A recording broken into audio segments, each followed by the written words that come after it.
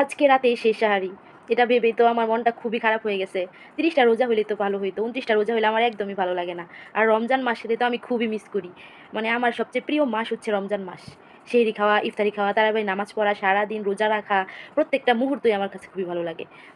ইস, এই দিনটা তাড়াতাড়ি চলে যেতেছে, কেমনে দিন চলে গেল, ওই দিন না রোজা শুরু হয়েছে, আজকে রাত্রে শেষ সাহারি, এটা ভাবতে কেমন লাগে, কালকে শেষ ইফতারি। আরেকটা হইলে তো পারতো, 30টা না হইলে কেমন জানি ভালো লাগে না একদম আমার কাছে। আরও বেশি রমজান মাস 2 মাস থাকতো যদি, তাহলে আরও বেশি ভালো লাগতো আমার। কেন জানি ছোট থেকে আমার এই মাসটা খুবই ভালো লাগে।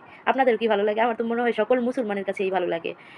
এক হিসাবে ভালো লাগতেছে, ঈদ আসবে ঈদ আসবে, কিন্তু ওই যে রমজান মাস যে চলে যেতেছে এই জন্য আমার এতটা ভালো লাগতেছে না। আরও যদি থাকতো তাড়াতাড়ি যেতেছে গা। এই মার্চ মাসে তো রমজান মাস হয়েছে, দিন তো ছোট ছিল, এই জন্য এতটা মনে হয়েছে না। লাস্টের 4-5টা রোজা একটু মনে হয়েছে, কারণ লাস্টের দিকে দিনটা একটু বড় হয়েছে। আর প্রথমে তো রোজা মনেই হয়েছে না, কষ্টই হয় না।